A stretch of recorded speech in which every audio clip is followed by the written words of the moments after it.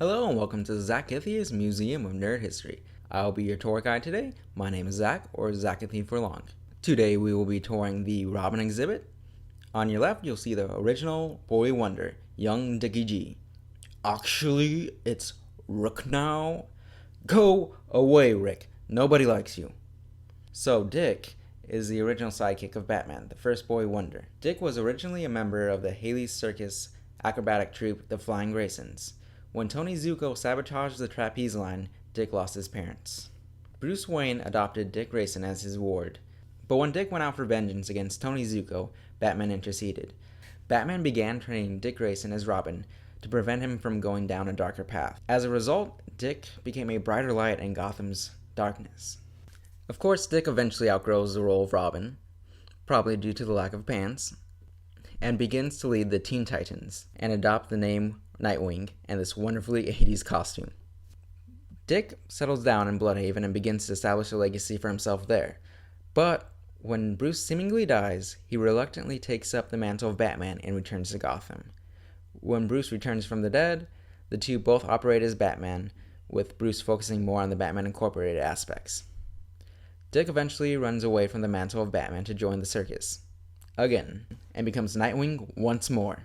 After a conspiracy, a very brief death, and an even longer fake death, Dick has managed to overthrow a spy agency and is back in Bloodhaven. Or, because of retcons, is in Bloodhaven for the first time, I guess? And no, currently Dick doesn't remember who he is, or how to be a good character for that matter. Jason is the second person to become Robin. Originally a redhead copy of Dick Grayson, Jason Todd was a member of the Flying Todd's acrobat troupe. When he began working as Robin, however, he dyed his hair black to match Dick.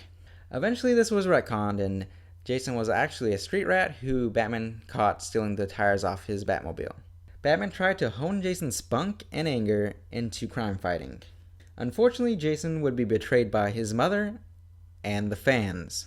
Jason went searching for his biological mother, and when he found her, she turned him over to the Joker, who famously beat Jason with a crowbar and blew him up, effectively killing him and causing the first death in the family. Of course, it was the fans who voted to have a kid killed off.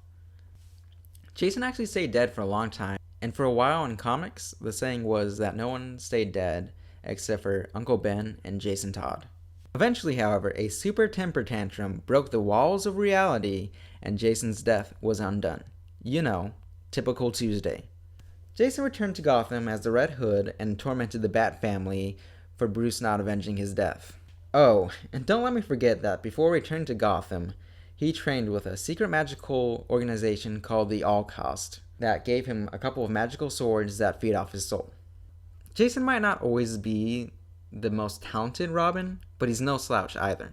Eventually, Jason's anger softened and he settled into the role as the black sheep of the Bat family, but a member nonetheless. Until Jason attempted to kill the Penguin, at least.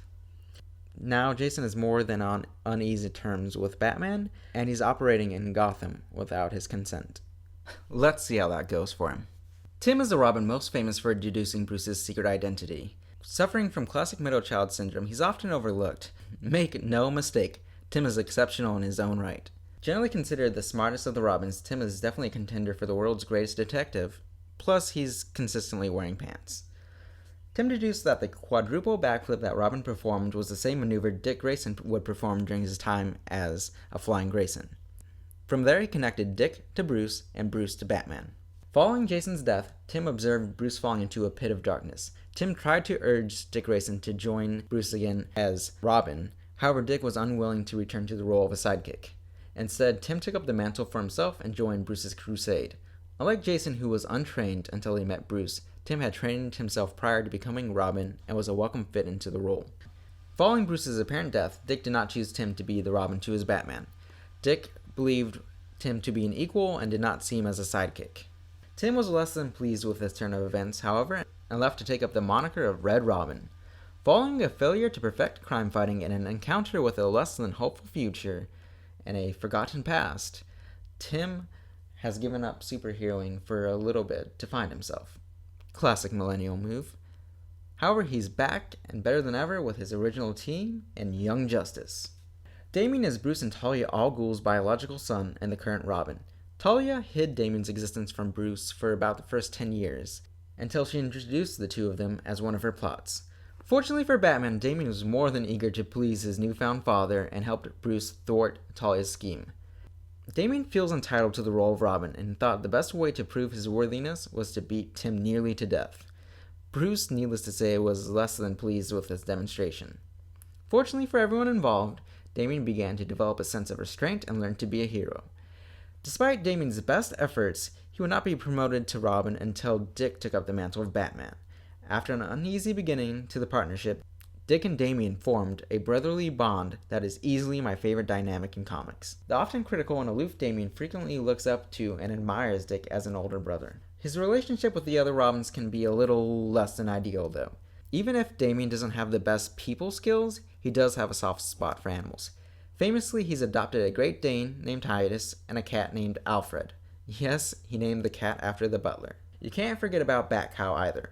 Not to be outdone by Jason, Damian also perished in battle against the accelerated aged clone of himself under his mother's bidding. Yeah, Mother's Day was probably a bit awkward that year. Don't worry, he was back before too long, this time with superpowers. For a little bit anyway. And all it took was a quick jaunt to Apocalypse and nearly all of Bruce's sanity. Damian is currently leading the Teen Titans, and if you think death would soften him, you'd be wrong. Damian recruited his first team by kidnapping them and hiding a secret prison under his current team's base of operations. How long can the least personable Robin keep a team together? Guess we'll find out. Those four are generally who people refer to when they talk about the Robins. However, there's a fifth Robin who actually predates Damian. Stephanie Brown is probably my second favorite member of the Bat family, coming just behind Dick Grayson. Stephanie is the daughter of the villain Cluemaster, and she began her crime-fighting career by ruining his plans as the hero spoiler. Batman and at the time Robin Tim Drake rarely approved of her shenanigans, however. Regardless, she continued to help stop her father and later other villains as well. When Tim stepped down from the role of Robin for a time, Batman recruited Stephanie to the role of Robin as a method of manipulating Tim back into the role of Robin himself. Definitely the worst, or at least one of the worst characterizations of Bruce, which only gets worse when he fires Stephanie from her tenure as Robin for doing what all Robins do: disobey him. It's like the two things Robins do: die and disobey Batman. Of course, she also dies when her plan to win Bruce's favor back by implementing one of his contingencies backfires and Black Mask kills her. Sadly, she never got a memorial like Jason did, which is later retroactively justified by Batman claiming he knew that she wasn't actually dead. Oh yeah, apparently she didn't actually die, but instead Leslie Tompkins, the resident Bat physician, faked Stephanie's death to take her from Gotham and into Africa, where she could recuperate without the negative influence of the Bat family. Eventually, Stephanie returns to Gotham though, and despite her mother's concerns, she returns to playing superhero and takes up the mantle of Batgirl. She even gains Bruce's approval, which she responds to by slapping him. Let's not talk about her post-Flashpoint iteration, though. At least other than saying she's spoiler again, or rather she's only ever been spoiler. But she also glimpsed life before Flashpoint because timey-wimey stuff? Stephanie isn't the only girl to don the red tights. Carrie Kelly is the Robin from the Dark Knight Returns trilogy. 10 years after Batman retired the cape and cowl, he returns to crime fighting. The sudden resurgence of Gotham's Dark Knight inspires both hope and fear in its citizens. Carrie takes it a step further and buys herself a Robin costume using her lunch money, which probably explains why she couldn't afford pants. Armed with a slingshot and Girl Scouts training, she effectively runs away from her parents to join Batman's crusade on crime. 3 years after helping Batman take down the mutants, the Clown Prince of Crime, and even Superman, sorta, Carrie and Bruce return to crime fighting as Batman and Chester Cheetah? Yeah, The Dark Knight Strikes Again was pretty terrible, so the less I talk about it, the better. I do have to say that Ray Palmer kept calling Carrie Kitten, which felt super uncomfortable though. Another 3 years after that, and Carrie is promoted to Batman for like 10 seconds. Despite Bruce saying that he is too old and Carrie needs to carry on the torch, he sidelines her pretty quickly, until she gets easily the ugliest costume possible, It even includes a bat symbol on her butt. Not pictured here because I'm not as skeevy as Frank Miller. Thankfully, she retires the costume pretty quickly and promotes herself to Batwoman, which is pretty cool, but also in this comic, Batman is de-aged, and I'm really worried that this is to set up a romance between the two of them. Which, please, Frank Miller, do not do this. Bruce raised her from the time she was 13 till the time she was 19. This is literally grooming. Do not do this. Seriously. I need a minute. Gosh, I thought Bruce Timm was bad. In a less creepy future is Matt McGinnis. Matt is a younger brother to Terry McGinnis and dons the Robin suit to save his older brother. The partnership is a little tenuous, and Terry often disapproves of his brother's actions in the field, so they really got the Batman and Robin dynamic down pat. Matt as Robin is a fairly recent development, but a pretty shway one, I've gotta say. Back in the modern timeline is Duke. Duke was never officially a Robin, but during the We Are Robin arc and Robin Wars, he joined the Robin Army, while Bruce had amnesia and was no longer operating as Batman. Duke actually played a role in helping Commissioner Gordon stop the super underrated villain Bloom. Duke possesses a metagene and has a strange light power that I don't totally understand. Following Bruce's return, Duke began to train with him as the hero Signal. Batman's training with Duke was meant to combine everything he learned from the other Robins and make him into something completely different, which is probably why Duke is still alive. Signal was meant to be the Bat Family agent that operated during the daytime, but he's currently serving with the Outsiders team.